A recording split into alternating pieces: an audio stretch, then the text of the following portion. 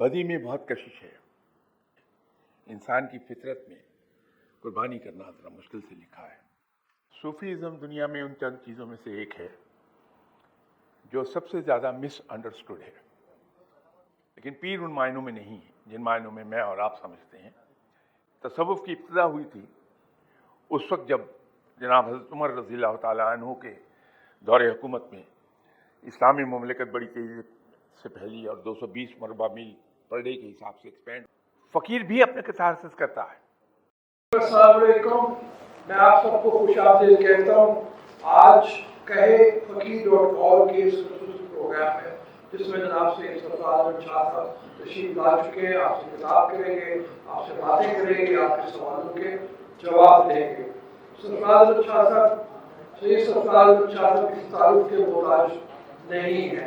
آپ سب ان کو جانتے ہیں، ان کی کتابیں پڑھتے رہے ہیں، ان کو سنا بھی آپ نے. ان کا ٹی وی پروگرام جو کہ فقیر کے نام سے چلتا ہے ARY کے کیو چینل کے اوپر، وہ بھی آپ نے دیکھ رکھا ہوگا. اور اگر نہیں بھی ہے تو اپنے دوستوں کے ساتھ شیئر کیجیے. اس ویب سائٹ کو بھی faqir.org کو اور پروگرام کو بھی کہ وہ اس کو دیکھیں تاکہ آپ کو ذرا پتہ چلے کہ آپ کے روحانی شخصیت کے ساتھ گفتگو کرنے جا رہے ہیں اور کچھ سنیں گے. آپ تو آپ کو گائیڈنس ملے گی اپنی زندگی کے لیے ایک لاعقل بنانے کے لیے. شاہ صاحب ایک اعلیٰ تعلیم یافتہ پروفیشنل ہے. دنیاوی تعلیم کے ساتھ ساتھ ان کی اسلامی اور روحانی تعلیمات سے دیرینہ دلچسپی ہے. اسی سلسلے میں شاہ صاحب کی اب تک جیسے میں نے ذکر کیا 10 کتابیں شائع ہو چکی ہیں، یعنی کہے فقیر نظری وغیرہ. اور یہ ساری کتابیں آپ مفت پڑھ اور سن سکتے ہیں faqir.org کی جو ویب سائٹ ہے اس کے اوپر. اس حوالے سے بھی ہم آپ کو اور بھی بتائیں گے کہ faqir.org کا جو کارنامہ ہے وہ کیا رہا ہے. لیکن شاہ صاحب سے سلسلہ شروع کرتے ہیں سوال جواب کا. لیکن اس سے پہلے پروگرام کی ابتدا میں رب ذوالجلال کے نام سے ہم شروع کرتے ہیں اور تلاوت کلام مجید جناب قاری محمد ادریس صاحب تشریف لائے. آپ أعوذ بالله من الشيطان الرجيم.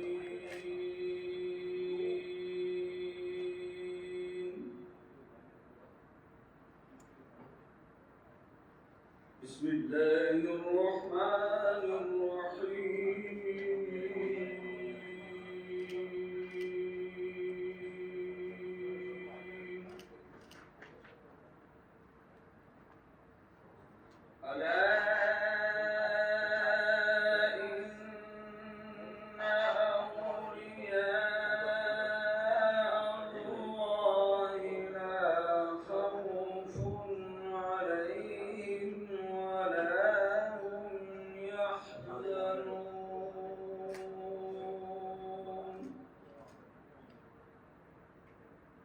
الذين آمنوا وكانوا يتقون لهم البشرى في الحياة الدنيا وفي الآخرة.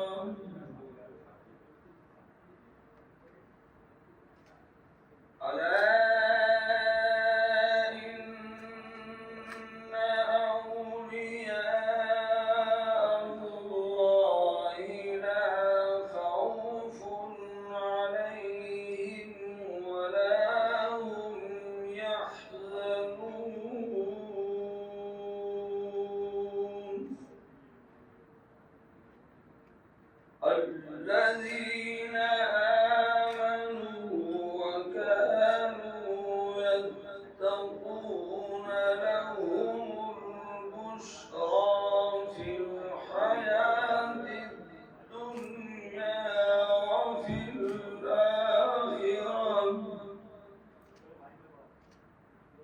لا تبديل لكلمات الله ذلك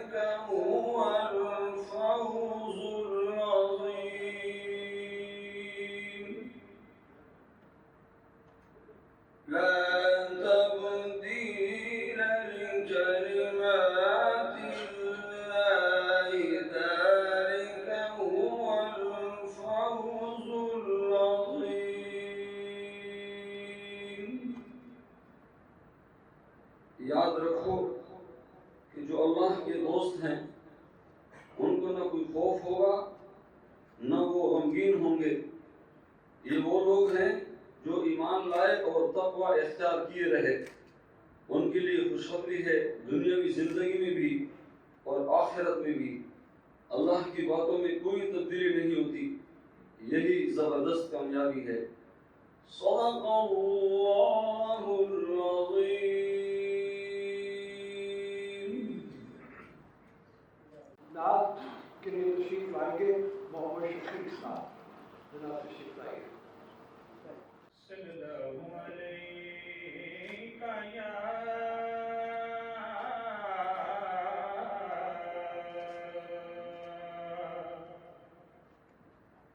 یا رسول اللہ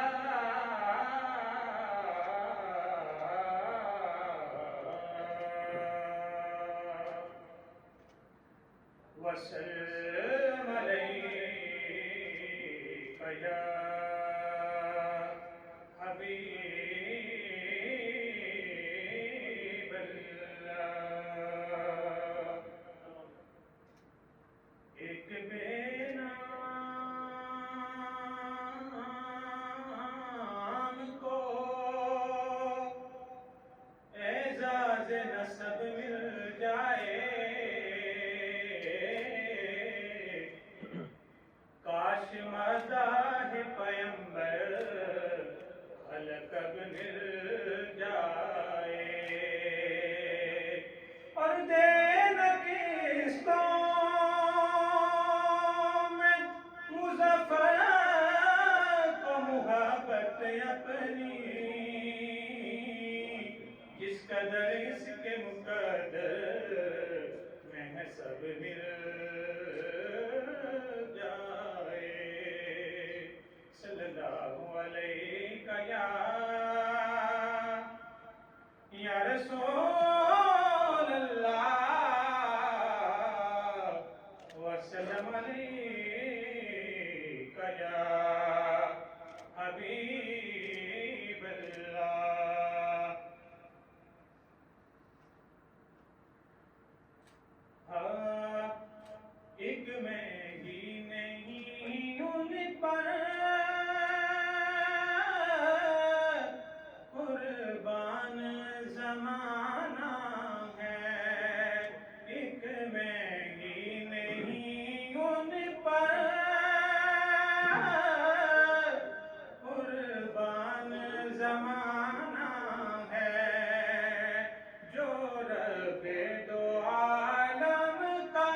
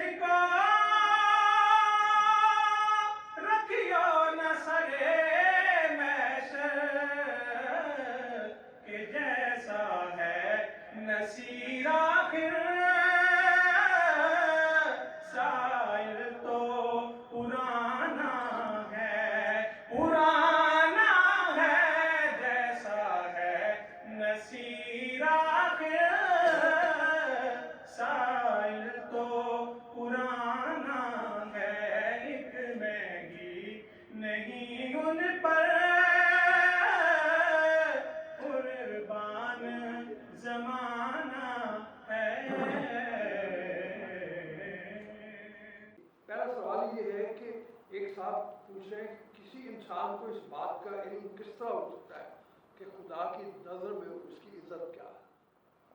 आजकल एक चीज़ जो हम अपने मुआशरे में देखते हैं वो अजीब सी नज़र आती है।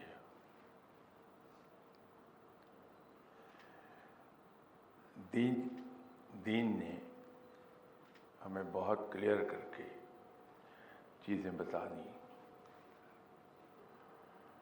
और ये भी बड़ा वाज़ेह है कि यौम हिसाब हमारी बख्शिश का दारोमदार हमारे अमाल पर है। हमारे दीन में बड़ी सराहत के साथ ये बयान किया गया कि मुसलमान को ये काम करने चाहिए, ये काम नहीं करने चाहिए।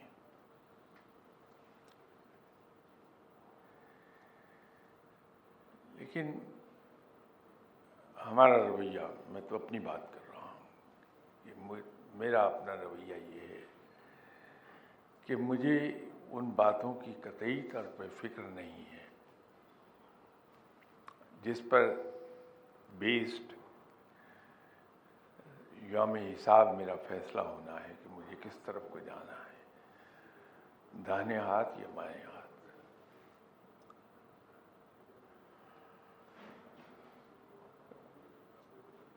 हमें कुरेद और तजस्सुस रहता है उन चीज़ों का जो बहुत बात की बातें हैं। मैं अपने बचपन से जब से आँख खोली सुनता आया कि साहब रब ताला ने झूठ बोलने से मना फरमाया है, तो मैं इतनी उम्र गुजर जाने के बावजूद भी आज तक तो झूठ से रुक नहीं सका। रब ताला ने किसी का हक मारने से मना फरमाया है, लेकिन मैं दूसरे का हक मारने से अभी तक नहीं रुक पाया।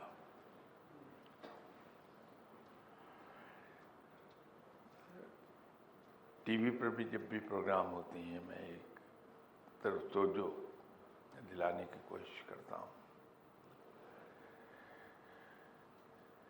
कि भले हम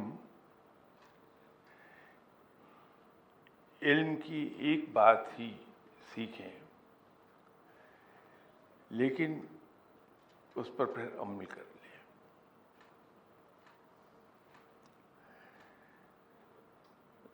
हमारे यहाँ प्रोजेक्शन हम जितने भी हमारे मौलाना हजरात बड़ी खिदमत कर रहे हैं, एक बड़ा काम कर रहे हैं, उलेमा एक बहुत बड़ा काम कर रहे हैं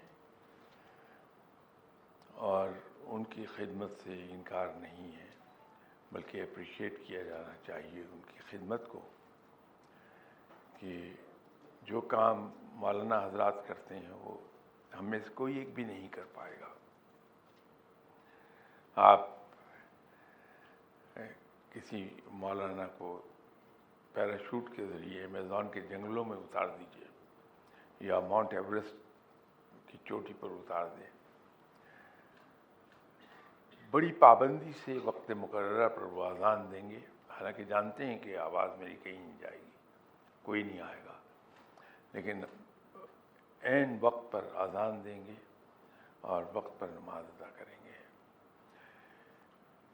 ये काम मैं और आप इस पाबंदी से नहीं कर सकते।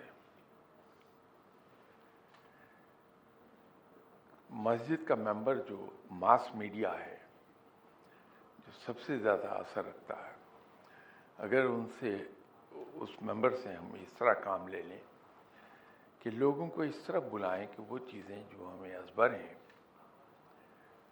उन पर हम काम करें, उन पर अमल शुरू करें, ताकि रोज़े हिसाब हमें शर्मिंदगी ना उठानी पड़े।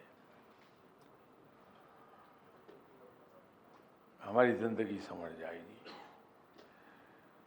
अब आपके सवाल का जवाब मैं अर्ज़ कर दूं। एक हदीस मैंने पढ़ी थी जब अभी क्लास 6 या 7 में पढ़ता था, कि अगर कोई ये देखना चाहे कि रब मुझसे राज़ी है तो ये देख ले कि खल्क़ खुदा उससे राज़ी है। इसी तरह जब रब किसी से राज़ी होता है तो उसे अपनी मखलूक में मकबूल कर देता है। ये जानने के लिए कि रब हमसे राज़ी है या रब हमें प्यार करता है, ये देख लें कि खल्क़ खुदा का रवैया हमारे साथ क्या है, तो उससे हमें अंदाज़ा हो जाएगा। मैं माफ़ी चाहता हूँ, शुरू में खासी तल्ख़ बातें कह दी, लेकिन इस तरफ को अगर लोगों को बुलाया जाए तो मेरे ख्याल में मुआशरा बड़ी जल्दी समझ जाएगा। ठीक है, आपके सवालों से शुरू करते हैं।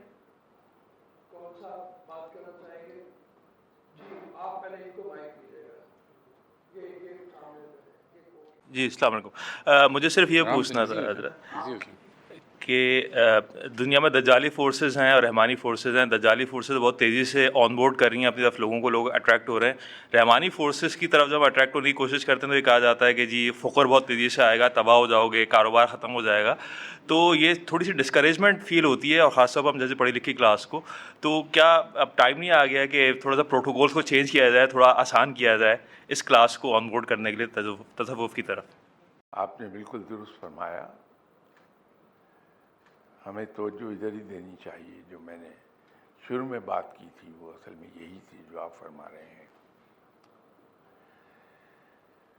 बदी में बहुत कशिश है, बदी अपनी तरफ बड़ी तेज़ी से राग़िब करती है, जबकि नेकी की राह मुश्किल है, उस पर कुर्बानी करना पड़ती है। इंसान की फितरत में कुर्बानी करना ज़रा मुश्किल से लिखा है, लेकिन उसका अंजाम बहुत अच्छा है। अगर हम वक्ती गेंस से नज़र हटा के इस पर तवज्जो रखें कि इसी दुनिया में, हमारी ज़िंदगी में उस नेकी का अज्र मिलना शुरू हो जाता है, गरचे थोड़ा देर में आता है, तो हमें फिर दिक्कत नहीं होती है। आप पैगम्बरों की ज़िंदगियाँ देख लीजिए, दुनियावी ज़िंदगी ख़ासी मुश्किल रही है। औलिया किराम की ज़िंदगियाँ देखेंगे तो ख़ासी दुश्वार हैं। औलिया किराम के बारे में तो ये कहा जाता है कि औलिया किराम के चाहने वाले 1/3 होती हैं और उनके मुखालिफिन 2/3 होती हैं। ये रेजिस्टेंस तो रहेगी, और ग़ालिबन अजर भी इसी बात का है कि जब हम अपने नफ्स से लड़ते हैं और वक्ती गेंस को, वक्ती फ़ायदों को हम नज़रअंदाज करके रब के अहकामात पर अमल करते हैं, तो फिर उसके इनामात इस दुनिया में भी मिलना शुरू होते हैं और आखिर में तो मिलेंगे ही।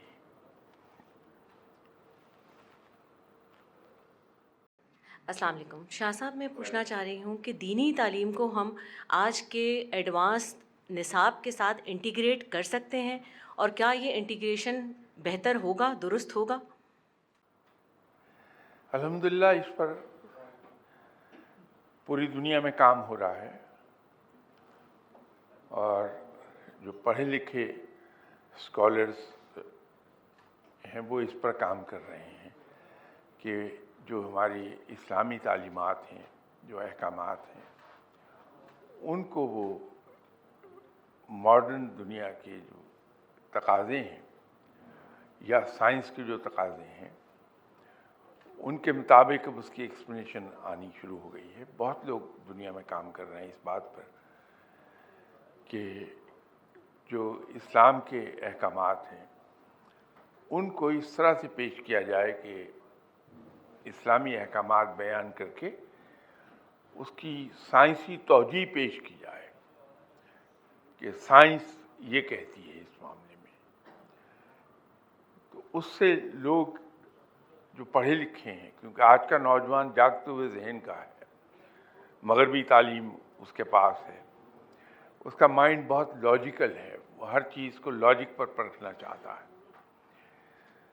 تو ہمارے یہاں کام ہو رہا ہے، کافی لوگ اس بات پہ کام کر رہے ہیں کہ جو اسلامی احکامات ہیں، جیسے میں ایک چھوٹی سی ایگزامپل دے دوں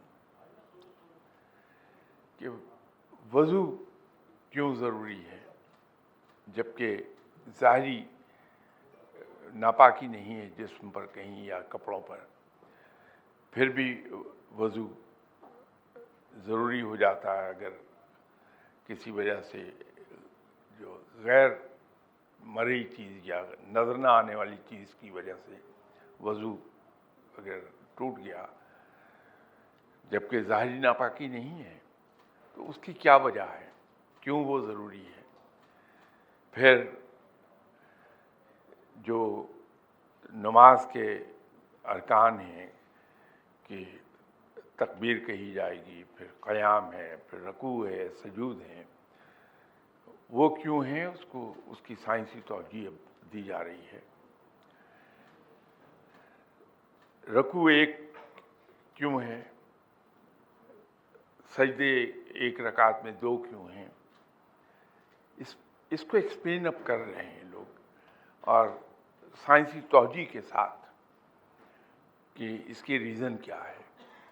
اسی طرح روزے کے بارے میں تو عام پڑھا جاتا ہے.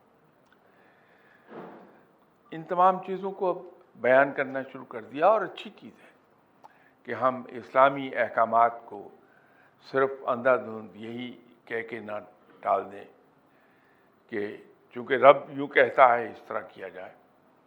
وہ غائبانہ ایمان کے لیے تو بہت اچھی بات ہے، بہت سپیریئر بات ہے، لیکن نوجوان جو لاجیکل مائنڈ رکھتا ہے وہ اس کو ماننے کو تیار نہیں ہوتا.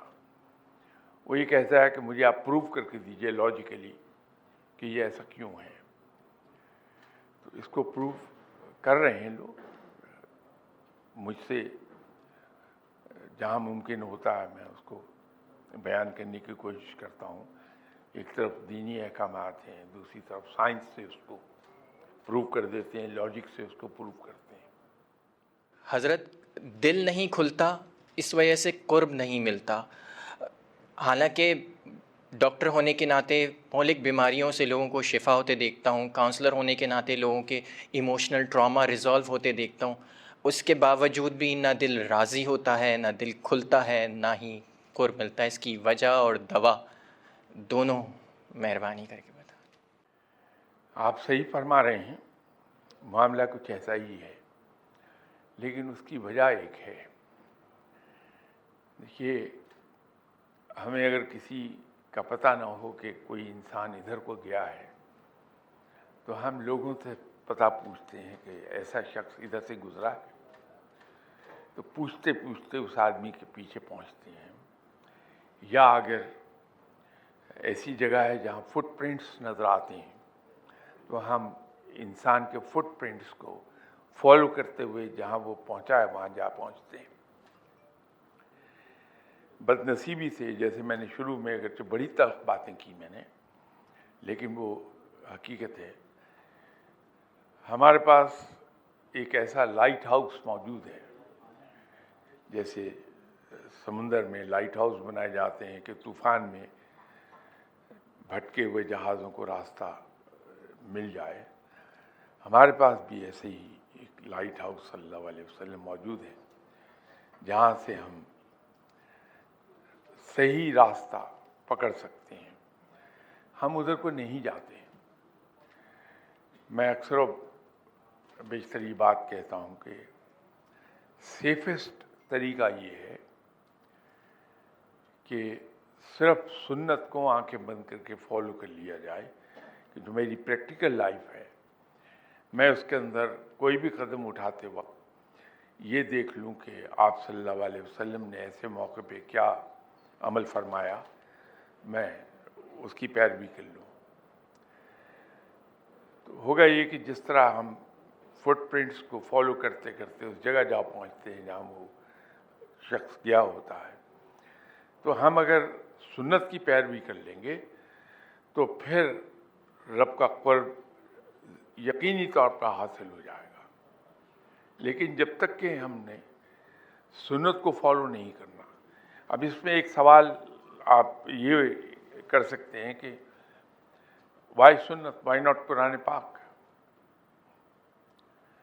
تو میرا اس میں ایک گزارش ہوگی کہ سنت اصل میں عملی قرآن ہے کہ آپ صلی اللہ علیہ وسلم کا کوئی فعل ایسا نہیں جو قرآن کے مطابق نہ ہو. تو جب ہم عملی قرآن کو فالو کرتے ہیں تو جو کتابی قرآن ہے اس کے احکامات کی پیروی ہم کر رہے ہوں گے.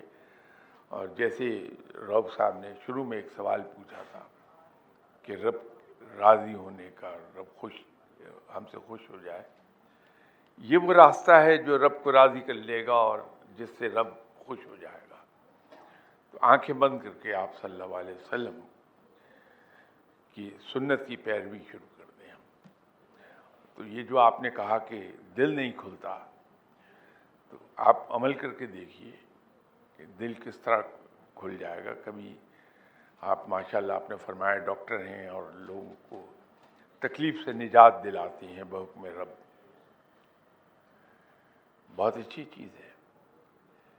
اس سے شاید اتنی خوشی نہ آپ کو مل رہی ہو, اس سے آپ کا دل نہ کھلتا ہو, لیکن کبھی یہ کر کے دیکھیے کہ خود بھوکے رہ کے اپنا کھانا کسی بھوکے کو کھلا دیجئے بے لوث ہو کے رب کے نام پر, اور اس کے بعد پھر مجھے بتائیے گا کہ آپ کا دل کھلا یا نہیں کھلا. کبھی جو بس کا کرایہ جیب میں رکھا ہے, یہ ٹیکسی کا کرایہ جو جیب میں رکھا ہے, وہ کسی ضرورت مند کو دے کے جون کی تپتی ہوئی دوپہر میں آپ اپنے گھر تک پیدل جا کے دیکھیے کہ اس تکلیف کو اٹھانے کے بعد آپ میں کتنی راحت آتی ہے, آپ کو خوشی کتنی حاصل ہوتی ہے. خوشی دو طرح کی ہے, ایک تو وہ خوشی ہے جو ہم ڈھونڈتے پھرتے, اور ایک سچی خوشی ہے. سچی خوشی نہیں ملے گی. سچی خوشی اس طرح ملتی ہے جو میں نے آپ سے عرض کیا کہ اللہ کے بندوں کے لیے اپنے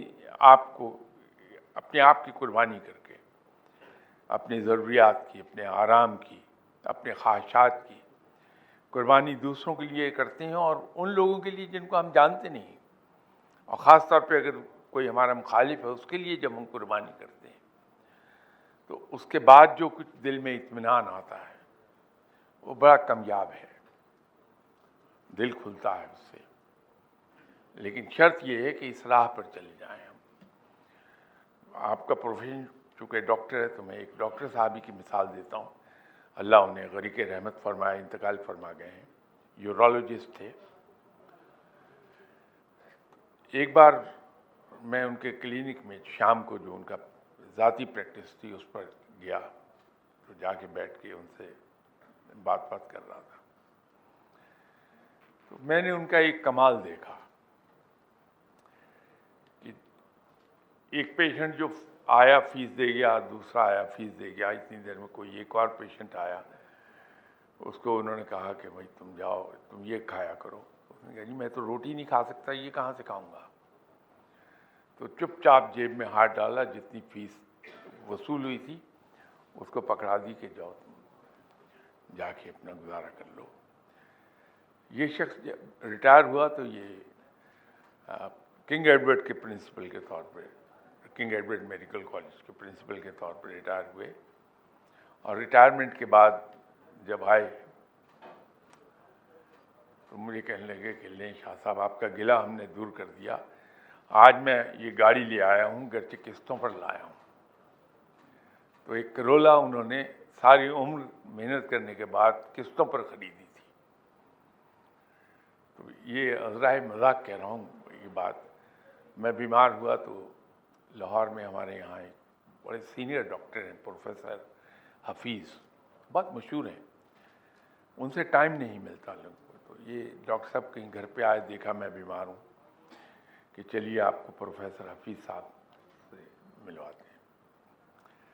پروفیسر حفیظ صاحب معمر ہیں, سینئر ہیں, اس کے باوجود ان میں سینس آف ہیومر بہت ہے, بڑے خوش مزاجی سے بات کرتے ہیں. مجھے ان کہا کہ لیٹ جائیے, میں آپ کو چیک کرتا ہوں. तो मैंने शूज़ उतारे और उनके इंस्पेक्शन टेबल पर लेट गया। जब उन्होंने मुझे मेरा चेकअप कर लिया तो उठा और मैं नीचे जूते अपने ढूंढ रहा था, तो प्रोफेसर साहब कहने लगे कि क्या ढूंढ रहे हैं? मैंने कहा यहाँ मेरे शूज़ थे। कहने लगे वो तो जब आप टेबल पे लेटे डॉक्टर साहब पहन के चले भी गए। तो वो सारी उम्र खुद उन्होंने इतनी सादगी से ज़िंदगी गुजार दी, और बहुत सीनियर प्रोफेसर है, जाहिर है जो किंग एडवर्ड मेडिकल कॉलेज के प्रिंसिपल है, कितने सीनियर आदमी होंगे। लेकिन उस शख्स को मैंने देखा, कभी ज़िंदगी में ना तो अफसरदा उन्हें मैंने देखा, न कभी उनकी ज़ुबान पर कोई गिला शिकवा देखा, न कोई शिकायत देखी। ये राह वो रहा है। शाह साहब, मेरा आपसे एक छोटा सा सवाल ये है कि सूफ़ीज़म का हमारी प्रोफेशनल लाइफ में क्या रोल है, और दूसरा ये कि हम अपनी प्रोफेशनल लाइफ में रहते हुए किस तरह अल्लाह को और अल्लाह के बंदों को राज़ी कर सकते हैं। बहुत बहुत शुक्रिया। सूफीज़म दुनिया में उन चंद चीज़ों में से एक है जो सबसे ज़्यादा मिसअंडरस्टूड है। हम में से कुछ ने इसे एक ख़ास तर्ज ज़िंदगी समझ लिया, कुछ ने इसे यह समझा कि ये एक सर्टन सेट ऑफ बिलीफ है। हम में से कुछ ने ये समझा कि ये शरीयत का मुतबादिल है, कुछ ने इसे शरीयत के मतवाज़ी एक निज़ाम समझा।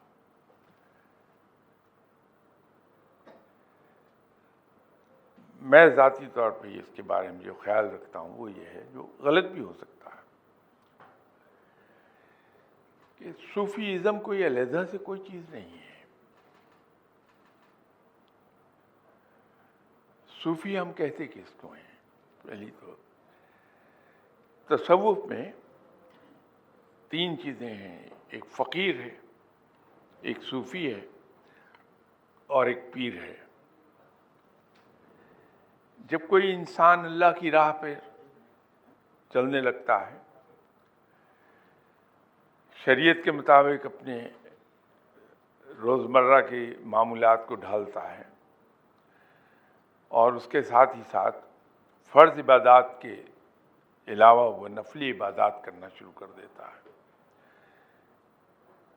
तो ये उसकी मुशक्क़त का ज़माना होता है। इस स्टेज पर वो फ़कीर कहलाता है। जब वो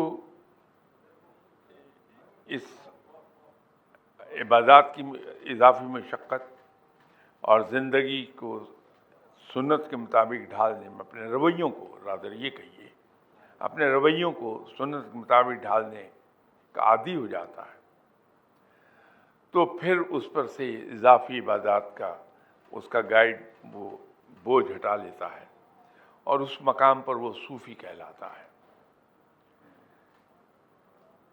तीसरा मकाम जो है वो पीर का है, लेकिन पीर उन मायनों में नहीं जिन मायनों में मैं और आप समझते हैं। पीर साहिब अक्ल दानिश, साहिब अक्ल फ़हम, वो उन मायनों में है। जब किसी शख्स के पास इल्म आ जाता है तो इल्म का लाजमी नतीजा फ़हम और फ़रासत की सूरत में मिलता है, और इसी फ़रासत से रब डराता है कि मोमिन की फ़रासत से डरो कि वो मेरी निगाह से देखता है। तसव्वुफ़ है वो सूफ़ी लफ्ज़ ही से मुश्तक है। हम देखते हैं उस तर्ज़ अमल को फ़कीरों के जो हमें यहाँ नज़र आता है। तसव्वुफ़ की इब्तिदा हुई थी उस वक्त जब जनाब हज़रत उमर रज़ियल्लाहु ताला अन्हु के दौरे हुकूमत में इस्लामी ममलिकत बड़ी तेज़ी से फैली और 220 मरबा मील पर डे के हिसाब से एक्सपेंड हो रहे थे हम। सरहदें بہت وسیع ہو گئی ہماری. تو ان سرحدوں کے اندر وہ علاقے بھی آ گئے جو عجم کے تھے، افریقہ کے، جیسے مصر ہے، عراق، شام، یہ بھی آ گئے. اب ان کے یہاں زبان بے شک عربی تھی، لیکن ان کی کلچرل ویلیوز بالکل مختلف تھیں، طرز زندگی مختلف تھا. اتنی وسیع ہو جانے کے بعد جب مال غنیمت بھی بے شمار ملا مسلمانوں کو، دولت در آئی، تو ہمارے یہاں کچھ اخلاقی انحطاط بھی دیکھنے میں آیا. یہ وہ وقت تھا جب کوئی صاحب دل لوگوں نے خانقاہی نظام کی طرح ڈال دی. اشفاق احمد صاحب کا ایک ڈرامہ تھا زاویہ، یہ در حقیقت خانقاہی نظام کا مراکش میں دوسرا نام ہے. مراکش میں اس کو زاویہ کہتے ہیں، خانقاہ کو. وہاں لوگوں کو تربیت دی جانے لگی جو قرون اولیٰ کی اخلاقی اقدار تھی.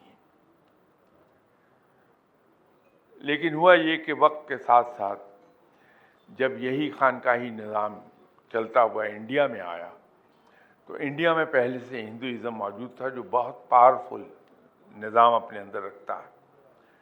یہی وجہ ہے کہ جو فاتح آتے رہے دوسرے ملکوں سے انڈیا میں، وہ ہندوازم کو اپنے رنگ میں نہیں رنگ سکے، لیکن خود اس رنگ میں رنگے گئے.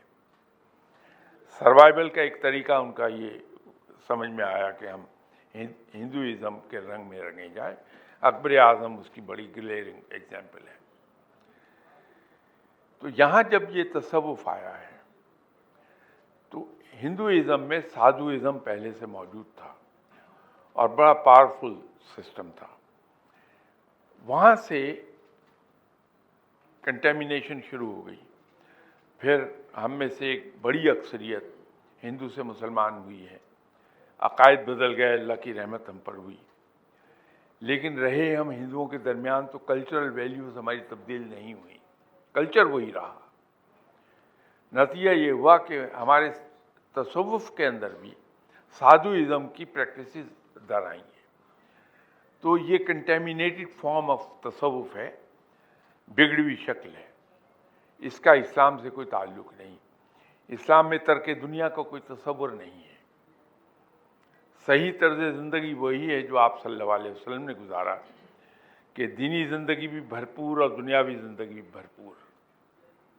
یہ صحیح طرز عمل ہے مسلمان کا. لیکن جو کنٹیمنیٹڈ تصوف نظر آتا ہے، جس سے وہ بدنام ہوا، اس کے اندر مجاہدے، چلے، کنویں میں الٹا لٹک کے وظیفہ کرنا، دریا میں ایک ٹانگ پر کھڑے ہو کے وظیفہ کرنا رات رات بھر، یہ سب ہے. یہ تصوف نہیں ہے. تصوف وہی ہے جو انسان کو مکمل طور پر سنت پر عمل کروا دیتا ہے. تو اس لیے تصوف کو کوئی علیحدہ سے طریقے حیات مت سمجھیے، اور نہ کوئی وہ شریعت کے پیرالل کوئی چیز ہے. اولیاء کرام میں ایک بڑا نام ہے، بہت بڑا نام، جس کے ایسا نام جن کے بارے میں جناب حضرت جنید بغدادی رحمۃ اللہ علیہ نے یہ فرمایا تھا کہ بایزید کی حیثیت اولیاء کرام میں وہی ہے جو نگینے کی ہوتی ہے. ان کا فرمان یہ ہے کہ جس نے ایک سنت بھی ترک کی وہ تصوف کی خوشبو بھی نہیں سونگھ پائے گا. اس سے اندازہ کر لیجئے تصوف کیا ہے. اور تصوف کے ذریعے سے جو آپ نے روزمرہ کی زندگی پر بات کی، تصوف سے حاصل کیا ہوگا؟ جب ہم سنت پر عمل کرتے ہیں، ہمارا ایک ایک فعل سنت کے مطابق ہونے لگتا ہے، تو ہم انتہائی پسندیدہ شخصیت بن جاتے ہیں، بہت ڈیوٹیفل انسان بنتے ہیں، دوسروں کے لیے قربانی کرنے والا انسان بن جاتے ہیں.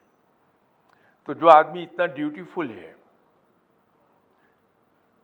جو نہایت دیانتداری سے اپنے فرائض سر انجام دیتا ہے، دوسروں کے لیے قربانی کرتا ہے، دوسروں پر مہربان ہے, شفیق ہے, تو وہ کیا زندگی میں کامیاب انسان نہیں ہوگا؟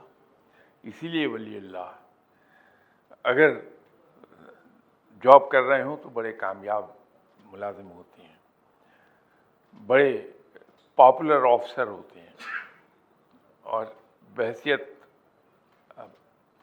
ماتحت کے وہ اپنے باسز کے بلو آئیڈ بوائے ہوتے ہیں. وہ ان کی طرز زندگی ہے جو انہیں وہاں تک لے جاتا ہے.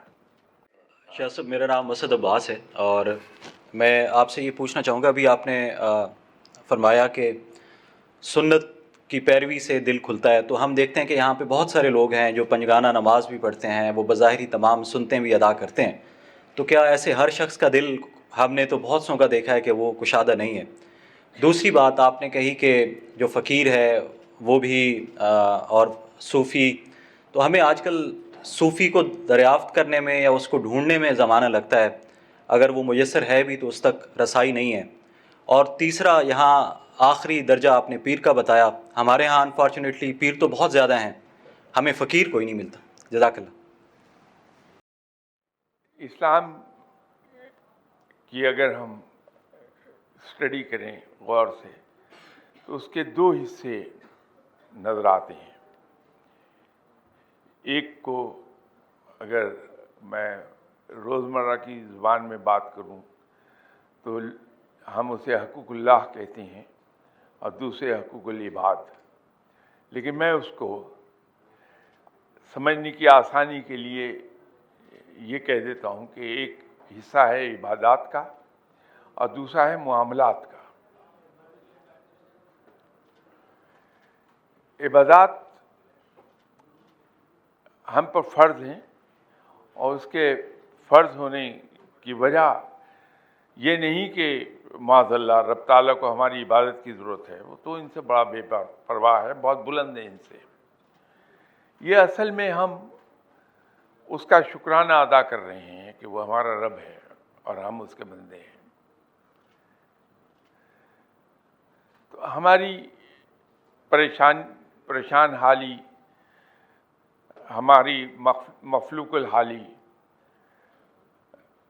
ہمارا گمسم رہنا, اس کا عبادات سے کوئی تعلق نہیں. اگر ہم یہ سوچ کے عبادت کرتے ہیں کہ مجھ پہ کوئی مصیبت نہیں آئے گی تو ہم غلط فہمی میں ہیں.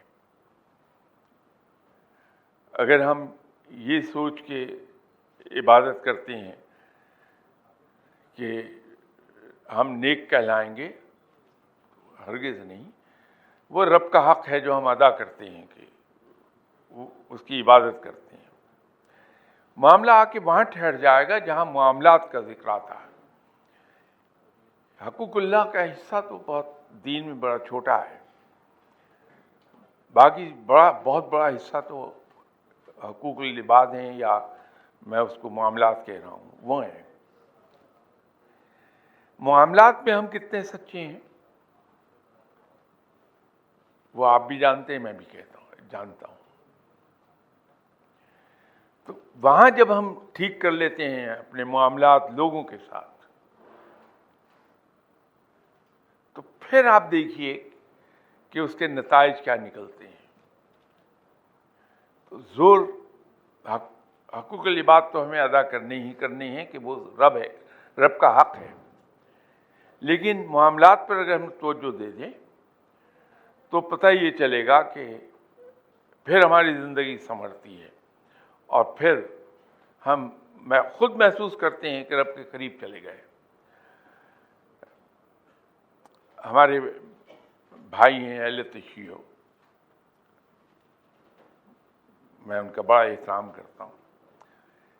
ان کے جو ذاکر صاحبان ہیں وہ جس طرح سے قرآن پاک کی تلاوت کرتے ہیں مجھے بڑا پسند ہے.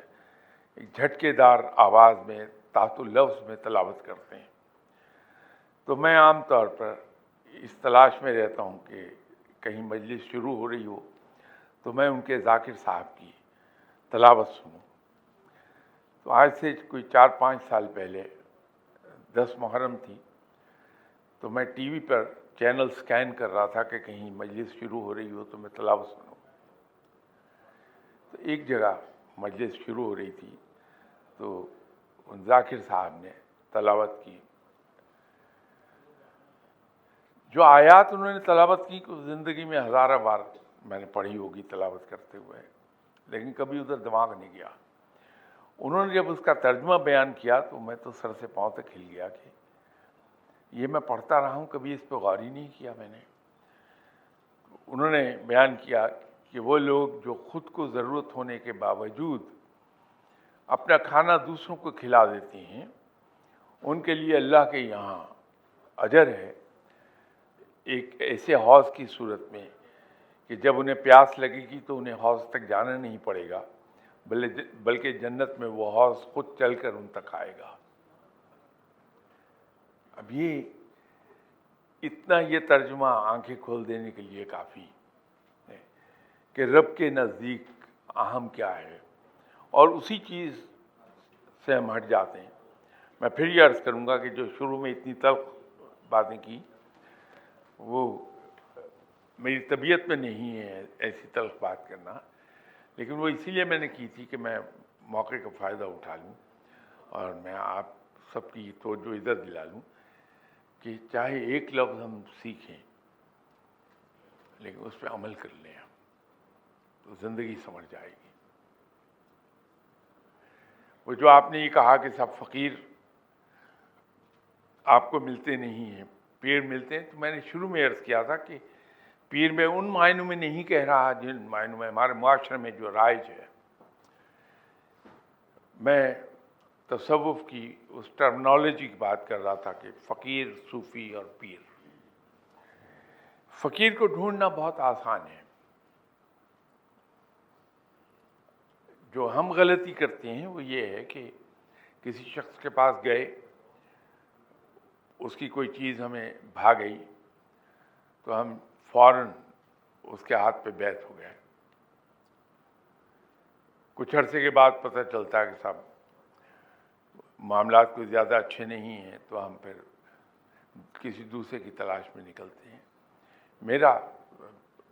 میری عرض یہ ہوگی آپ کی خدمت میں کہ جس آدمی کے پاس جائیں وہاں بیٹھیے 4-6 مہینے, جاتے رہیے اور ان کے طرز عمل کو دیکھیے کہ طرز عمل سنت کے مطابق ہے یا نہیں ہے. تو جب دل مطمئن ہو جائے تو پھر بیعت کر لیجیے. اور ویسے اگر آپ پوچھیں تو اس کے 2 ٹیسٹ ہو سکتے ہیں.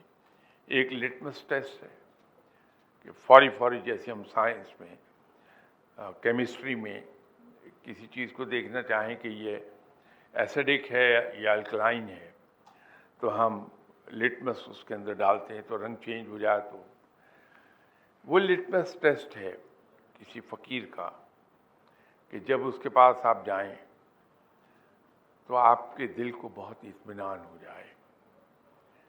جب اس کے پاس سے اٹھ کے آئیں تو آپ کو ایسا لگے کہ آپ کے کندھوں پر سے سارا بوجھ اتر گیا ہے.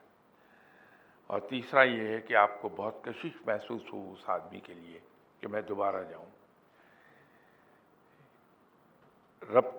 رب کا اپنا فرمان ہے کہ اس کے ذکر سے دلوں کو سکون ملتا ہے. تو جو اس کے پاس بیٹھ کے ہمیں سکون ملتا ہے وہ اس آدمی کا کمال نہیں ہے, بلکہ اس ذکر کا ہے جو وہ ذکر کرتا ہے. وہ بندہ, اس سے دلوں کو سکون آتا ہے. بوجھ ہلکا ہو گیا تو وہ اصل میں ہمارا جو ہم کندھے پر بوجھ لادے پھرتے ہیں مختلف چیزوں کا, اس سے ہمیں کچھ دیر کے لیے رہائی ملتی ہے. تو ایسا لگتا ہے ہمارے کندھوں پر سے بوجھ اتر گیا. کشش جو ہے وہ کلام الہی کی ہے, جو عبادت کرتا رہتا ہے, جو ذکر کرتا رہتا ہے. کشش اس کی ہے کیونکہ ذکر الہی میں کشش بہت ہے. تو یہ لٹمس ٹیسٹ ہے اس کا. لیکن اس پہ اکتفا مت کیجیے, ایک لانگ ٹرم ٹیسٹ ہے اس کا. لانگ ٹرم ٹیسٹ دیکھیے کہ وہ سنت پر کتنا عمل کرتا ہے. 100% عمل کرنے والا تو شاید کوئی نہ مل پائے, کہیں نہ کہیں کوئی کوتاہی رہے گی. لیکن اگر 80%, 85% چیزوں پہ عمل کر رہا ہے تو پھر وہاں بیٹھ جائیے. اور ایک چیز میں عرض کر دوں کہ کوئی کیا کہتا ہے اس کو ہم اپنے دماغ سے نہیں پرکھیں، اس سے صرف ایک طریقے سے پرکھ لیں کہ اگر وہ بات قرآن اور سنت سے مطابقت رکھتی ہے تو سچ ہے، ٹھیک ہے۔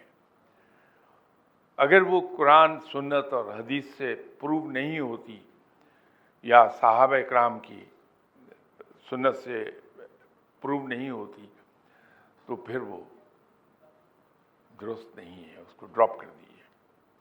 تو فقیر کے پاس جائیں تو یہ کرائٹیرین ہاتھ میں رکھیے، یہ کسوٹی ہاتھ میں رکھیے۔ سر، میں نے آپ کے ایک لیکچر میں کتھارسس کے بارے میں سنا تھا، تو مجھے یہ جاننا تھا کہ ایک تو کتھارسس کی اصل تعریف کیا ہے اور مذہبی کانٹیکسٹ میں اس کی اہمیت کیا ہے اور اس کے ذریعے عملی زندگی کیسے بہتر ہو سکتی ہے؟ کیا یہ اتنا سگنیفیکنٹ ہے یا نہیں؟ شکریہ۔ اس میں میں نے یہ سجیسٹ نہیں کیا کہ آپ کتھارسس کیجئے، وہ غالباً مجھے یاد نہیں میں نے کس کانٹیکسٹ میں بات کی، میں تو ایسے ہی بیکار آدمی ہوں، بولتا رہتا ہوں، خود یاد نہیں رہتا کہ میں نے کیا کہہ دیا ہے۔ بات یہ ہے کہ میں اگر کسی فقیر کے پاس جاتا ہوں تو اس کے پیچھے 2-3 صورتیں ہوں گی۔ بنیادی طور پر تو میری کوئی دنیاوی غرض اس تک لے جائے گی کہ میں اس سے دعا کر رہا ہوں میری دنیاوی غرض پوری ہو جائے۔ 99% کیسز میں یہی ہوتا ہے۔ جو 1% کیسز ہیں وہ لوگ ہیں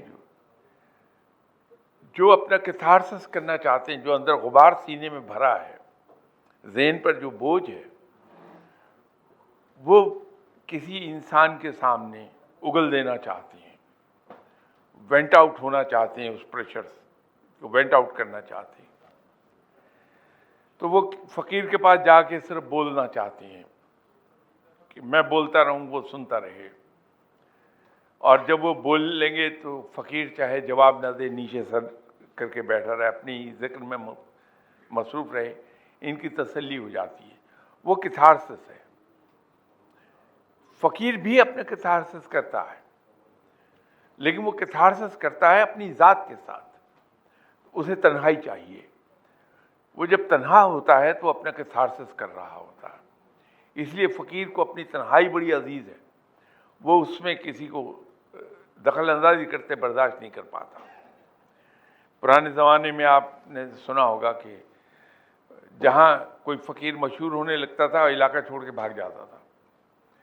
اس کی بنیادی وجہ یہ ہے کہ اس فقیر کو غور و فکر کرنے کے لیے وقت چاہیے، اس کو اپنی عبادات کے لیے وقت چاہیے۔ خلق خدا تو وقت نہیں دیکھے گی، وقت بے وقت آئیں گے۔ اب اللہ کا بندہ کوئی آیا، اسے فقیر لوٹا نہیں سکتا، مجبور ہے۔ نتیجہ ہوتا ہے، اس کا حرج ہوتا ہے تو اس کا آسان ترین راستہ لوگ یہ ڈھونڈتے ہیں کہ وہ علاقہ چھوڑ کے بھاگ جاؤ، تو کہیں جا کے تنہائی اختیار کر لیتے ہیں۔ اس کے پیچھے یہ ہوتی ہے، وہ کیتھارسس ہے۔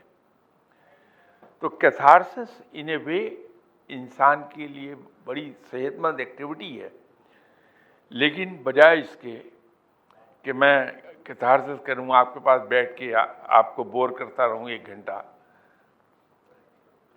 آپ یہ دل میں سوچتے رہیں کہ بھائی شاہ صاحب بول بھی دیں آپ کیوں آئے، اور میں اپنی کہانی سناتا رہوں، تو سب میں آسان حل میں ایک دے دیتا ہوں۔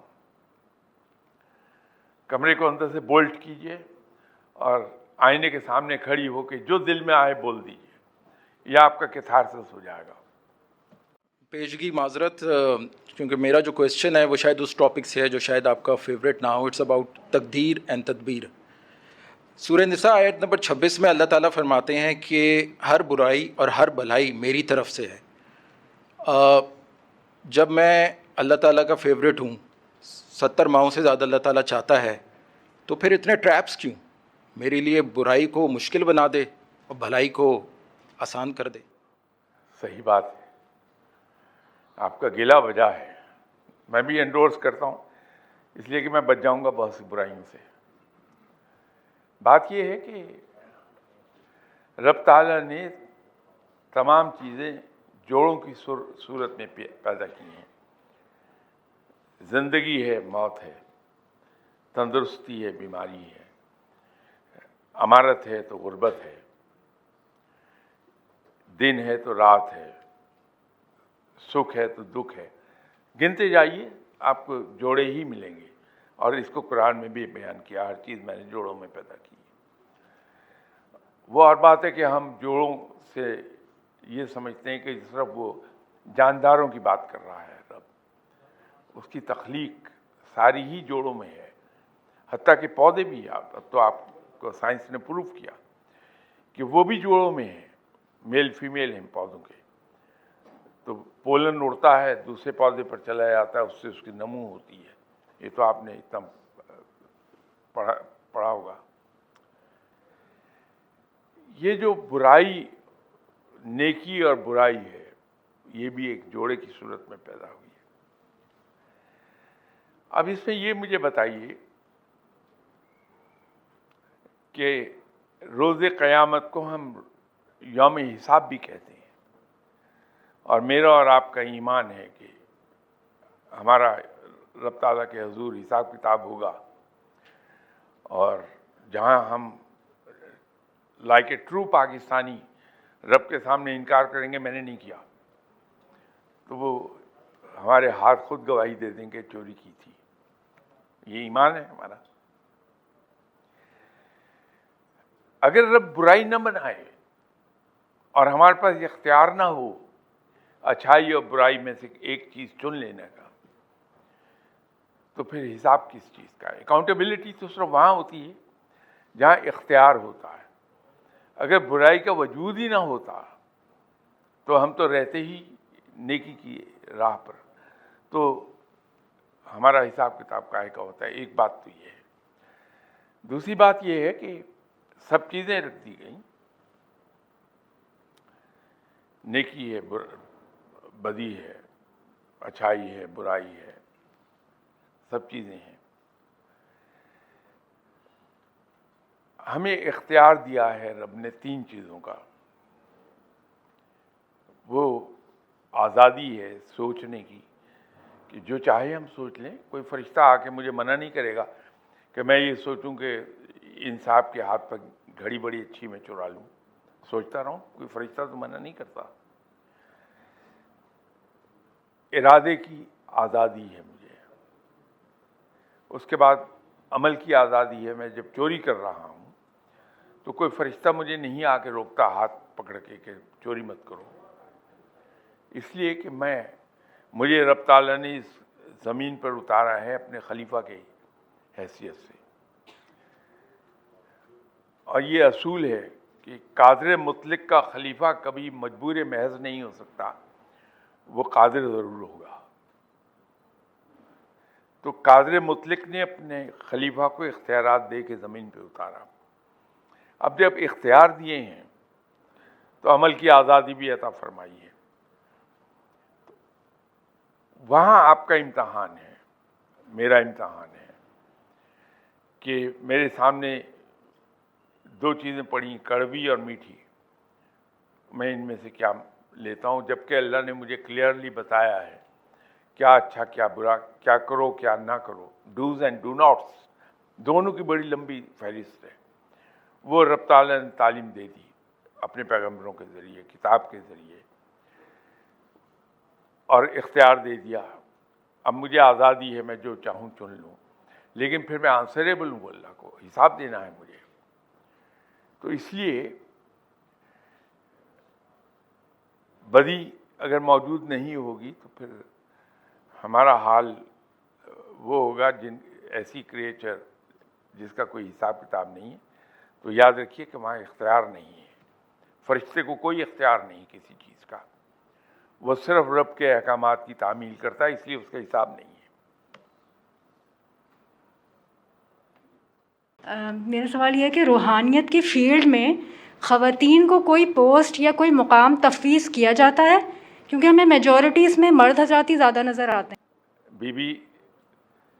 हज़रत बीबी राबिया बसरी क्या ऊंचा मकाम मिला है, वो खातून थी। तो जो इंसान अल्लाह के करीब जाने के लिए मेहनत करेगा उसको उसका फल ज़रूर मिलता है, अल्लाह के करीब चला जाता है। तो ये एक बड़ी ग्लेयरिंग एग्जाम्पल बीबी राबिया बसरी की है। लेकिन ख़वातीन इस लिहाज से मेरे नज़दीक तो मज़लूम ही कहना चाहिए कि उनके ऊपर बर्डन इतना ज़्यादा है जिम्मेदारियों का कि वो इबादत की तरफ कम ही तवज्जो दे पाती पूरी तरह से। फ़र्ज़ इबादत तो सभी ख़वातीन कर लेती हैं, लेकिन उससे आगे उनकी जिम्मेदारियों का बोझ इतना ज़्यादा है कि खाल खाल ख़वातीन नज़र आएंगी जो रूहानियत में आला मकाम तक जा पहुँची।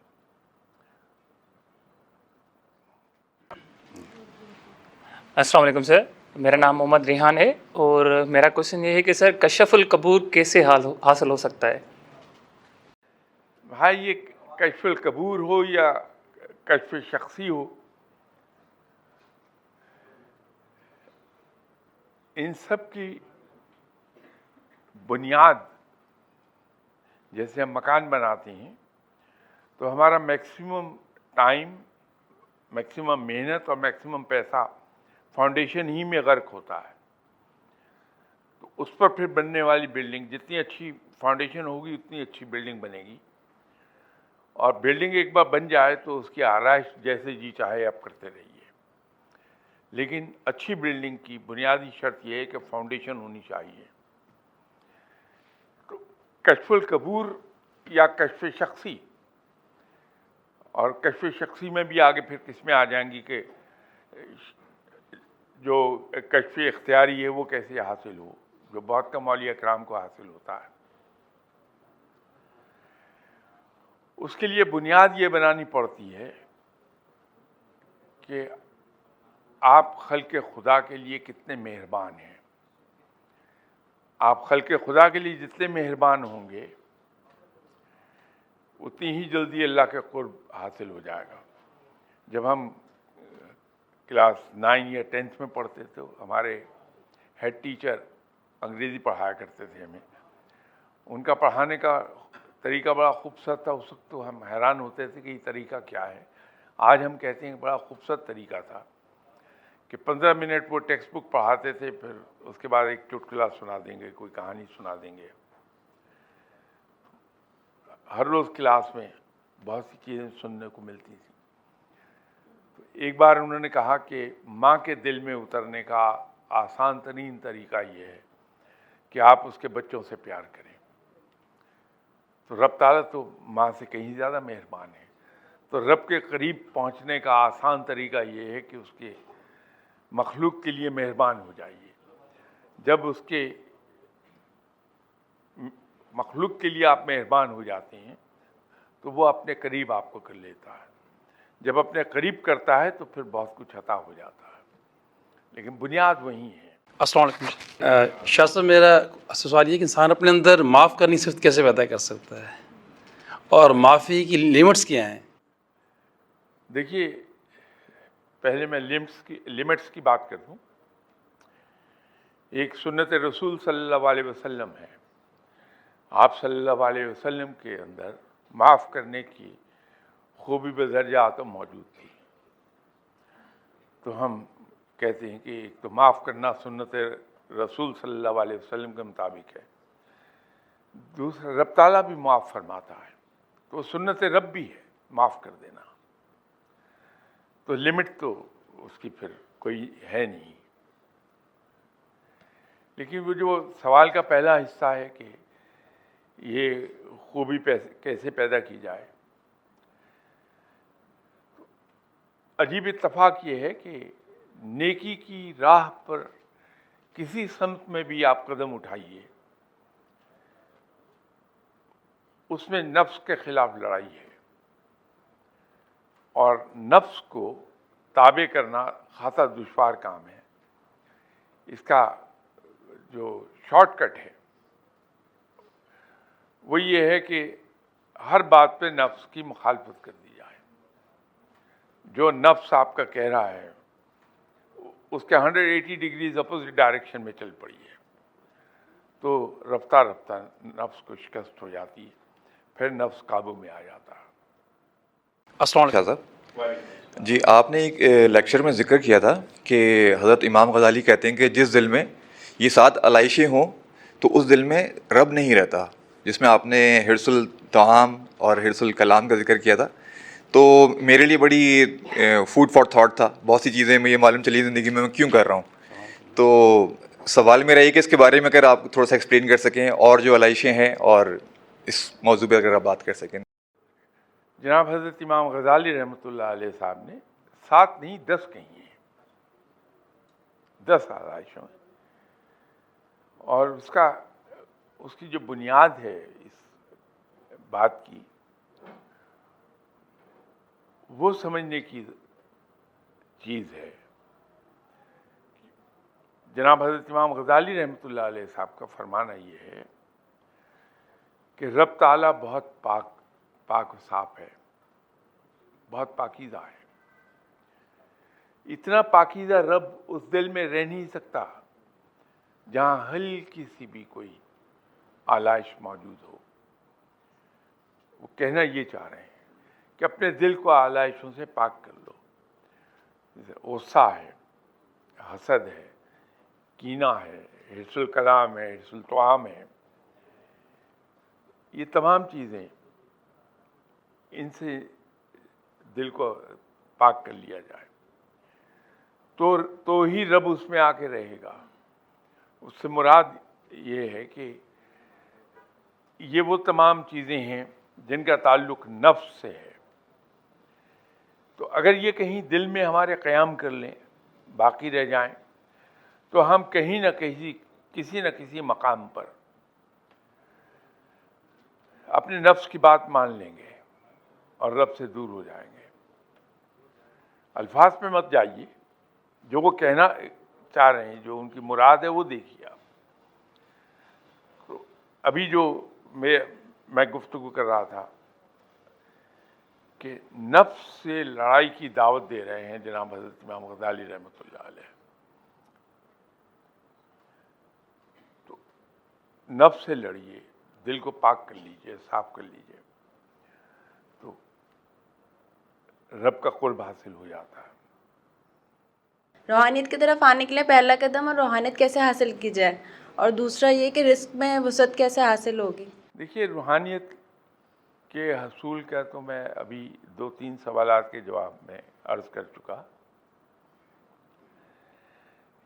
کہ سب سے مشکل کام جو ہے وہ خلق خدا کے جبر کو ہنسی خوشی برداشت کرنا ہے۔ یہ جبر برداشت نہیں ہوتا انسان سے، کہیں نہ کہیں اکھڑ جاتا ہے۔ تو جس شخص نے خلق خدا کے جبر کو سہنا سیکھ لیا ہنس کے، وہ روحانیت پر ضرور چلا جائے گا۔ تو پہلا قدم تو یہی ہے۔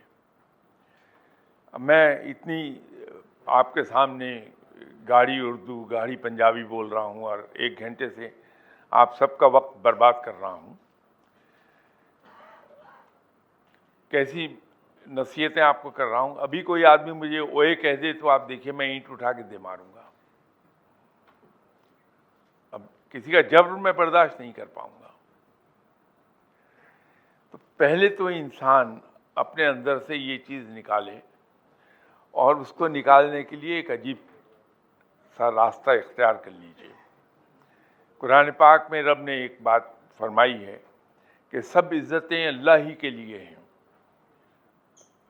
جسے وہ چاہتا ہے عزت عطا فرماتا ہے۔ اس کے آگے بھی حصہ جو میں زبان پہ نہیں لا رہا۔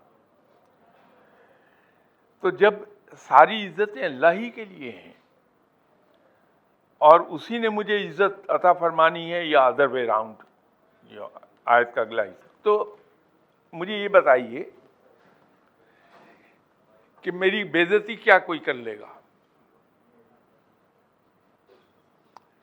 بے عزتی تو اس وقت ہوتی ہے نا جب میں یہ سمجھوں کہ میں بڑا عزت دار ہوں۔ اب یہ نفس کی بات ہے، یہاں نفس مجھے اکسا رہا ہے کہ تم بڑے عزت والے ہو، اس آدمی نے تمہیں وہی کیسے کہہ دیا۔ لیکن اگر مجھے اندر سے یقین ہو، زبان سے بھلے نہ کہوں میں، کہ سب عزتیں اللہ ہی کے لیے ہیں، ہاں جسے وہ چاہتا ہے عزت عطا فرماتا ہے. تو جب میرا رب مجھے عزت دینا چاہے گا تو ساری دنیا مل کے بھی اس عزت کو روک نہیں پائے گی کبھی. اور اگر اس کے برعکس ہو رہی ہے بات تو ساری دنیا مل کے بھی مجھے نہیں بچا پائے گی. تو میری بے عزتی اور توہین کہاں سے؟ ایک جملہ میں اور آپ بہت کثرت سے یوز کرتے ہیں کہ رازق ہمارا رب ہے، ہمیں رزق رب دیتا ہے. یہ وہ چیز ہے جس کو سب سے زیادہ سنبھال کے سمیٹ کے رکھتے ہیں. کم از کم میں تو رکھتا ہوں کہ کوئی ایک پیسہ میرا لے کیسے جائے یہ بتائیے. بھائی اللہ کا عطا کردہ ہے، اللہ کا کوئی بندہ اسے لے جائے. لیکن میں سب سے زیادہ اسی کو سمیٹ کے رکھوں گا. اور اس سے بڑا لطیفہ یہ ہے کہ میں یہ کہتا ہوں کہ میری زندگی اور موت میرے رب کے ہاتھ میں ہے. کوئی آدمی میری کنپٹی پر پسٹل رکھ کے مجھے موت کی دھمکی دے کے مجھ سے کچھ بھی کرا لے تو ایمان کہاں گیا میرا، جو میں دن رات ایک بات کہتا رہتا ہوں. تو روحانیت اختیار کرنے کے لیے پہلے رب تعالیٰ کے فرمودات پر ایمان تو لاؤں میں کہ رب کیا کہہ رہا ہے.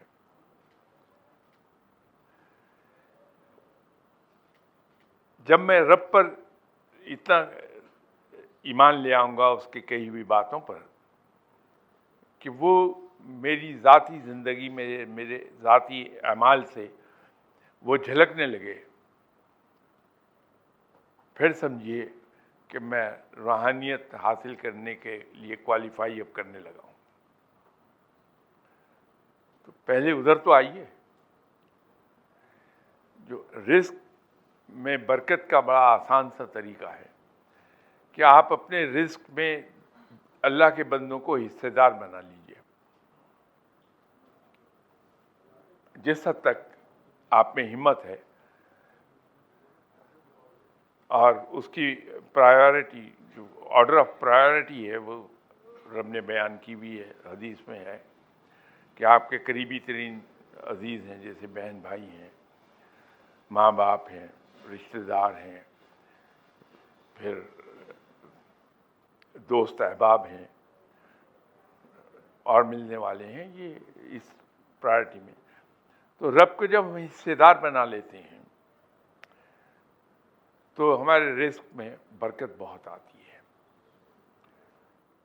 اگر ہمارے ماں باپ اس دنیا میں ہوں یا اس دنیا سے چلے گئے ہوں تو ان کی زیادہ سے زیادہ بہتر طریقے سے کیسے خدمت کر سکتے ہیں؟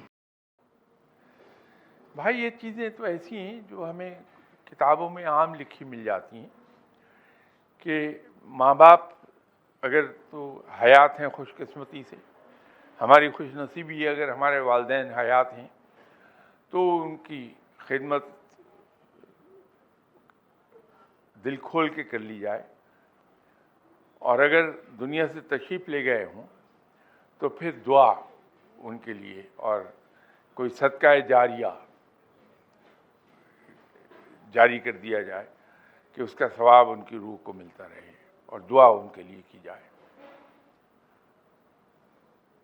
اور سید مسعود میرا نام ہے، آپ سے دعاؤں کی درخواست ہے. اچھا میرا ایک سوال یہ تھا کہ ہم اپنی لائف سے نگیٹو اثرات کو، نگیٹو انرجی کو کیسے ایلیمنیٹ کر سکتے ہیں، اور جو 7 لطائف ہیں 7 چکراز اس پہ تھوڑا سا آپ رہنمائی فرمائیں. جزاک. نگیٹیوٹی کو دور کرنے کا تو ایک ہی طریقہ ہے کہ جو جناب حضرت امام ابو حنیفہ رحمۃ اللہ علیہ صاحب نے فرمایا تھا کہ بدگمانی دنیا کا سب سے بڑا جھوٹ ہے، بدگمانی سے ہم بچ جائیں. جہاں اندر سے آواز آتی ہے کہ یہ شخص جو کہہ رہا ہے یہ اس کا مطلب نہیں کچھ اور ہے مطلب اس کا، ہم لاہور پڑھیں کہ وہ اتنا بھلا آدمی ہے وہ کیوں ایسے کرے گا. تو اس جو گمان ہیں، وسوسے ہیں، خدشات ہیں، ان کو ہم رول آؤٹ کرتے رہیں. تو نگیٹیوٹی ختم ہو جاتی ہے، پھر ہم صرف پازیٹیو سائڈ ہی دیکھتے ہیں چیزوں کی. ایک تو یہ ہے. دوسرا سوال کا دوسرا حصہ کیا تھا آپ کا؟ لطائف کا. اب اس کے بارے میں تھوڑا سا ایک اختلاف ہے. کچھ اولیاء کرام کا فرمانا یہ ہے کہ 9 لطائف ہیں اور کچھ 7 لطائف اس کو کہتے ہیں. اب وہ یہ لطائف جن کا ہم اس طرح ذکر کر رہے ہیں، ابھی جب شروع میں بات کر رہا تھا کہ جو انڈین تصوف ہے اس کے اندر تو ہندو اثرات خاصے در آئے ہیں، کنٹیمنیشن ہو گئی ہے. انہی کے تحت یہ ہے کہ ہم ایک ایک لطیفہ، جو لطائف میں سے ایک ایک لطائف ہے اس کو چن کے اس کو ڈیولپ کریں ہم. تو اس کے لیے مختلف ذکر اذکار استعمال ہوتے ہیں، مثبت اور نفی کی ضرب لگاتے ہیں ہم، اللہ کی ضرب لگاتے ہیں ہم، سانس اندر لیتے ہیں تو ایک ذکر کا ایک حصہ کرتے ہیں، سانس کو ایکزیل کرتے ہوئے دوسرا کرتے ہیں. تو جو لوگ ان میں یقین رکھتے ہیں وہ یہ کہتے ہیں کہ ان 9 لطائف میں سے ایک ایک لطیفے کو ہم اگر تصور کر کے کہ میں وہاں ضرب لگا رہا ہوں ذکر کی تو وہ ڈیولپ ہو جاتا ہے. اب تیسری آنکھ ہے وہ اس کو کہتے ہیں، وہ یہاں ہے. قلب جاری کرنے کے لیے ہم کرتے ہیں. یہ تصوف کہ تو میں نہیں کہتا، لیکن جو بھی وہ علم ہے اس کو اللہ جانے، لیکن یہ اس کی وہ راہ ہے. کیونکہ میرے نزدیک تو تصوف نام ہے اس ٹریننگ کا کہ جو سنت پر چلنے کا نام. تو یہ تو سنت نہیں ہے کہ لطائف کو بیدار کیا جائے. بڑی مہربانی، آپ سب کا بھی بہت بہت شکریہ. ہم جانتے ہیں سوال بہت ہیں لیکن ہمارے پاس محدود وقت تھا اور اس میں امید ہے آپ نے بہت سیکھا ہوگا، آج بہت گائیڈنس ملی ہوگی. ایک جو ریکویسٹ آپ نے شروع میں بھی کی تھی وہ یہ ہے کہ جو یہ یہاں پہ لکھا بھی ہوا ہے kahefaqih.org، یہاں پہ تمام کتابیں آڈیو کی صورت میں بھی موجود ہیں، آپ پڑھ بھی سکتے ہیں اور ان کو سن بھی سکتے ہیں. تو اس کو لائک کیجیے. اور جو یوٹیوب چینل ہے اس کے اوپر اب ہمارے پاس جو ڈیٹا ہے کچھ ہی عرصے میں 1,17,000 کا میرے خیال میں آج ہمارا ڈیٹا جو پہنچ گیا ہوا ہے. اور اس کے اوپر یوٹیوب نے ایک سووینئر کہنا چاہیے اس کو، جو ہے سلور اسٹار جو ہے وہ بھجوایا. تو عامر سے میں ریکویسٹ کروں گا وہ تشریف لائیں اور وہ آگے پیش کریں انشاءاللہ.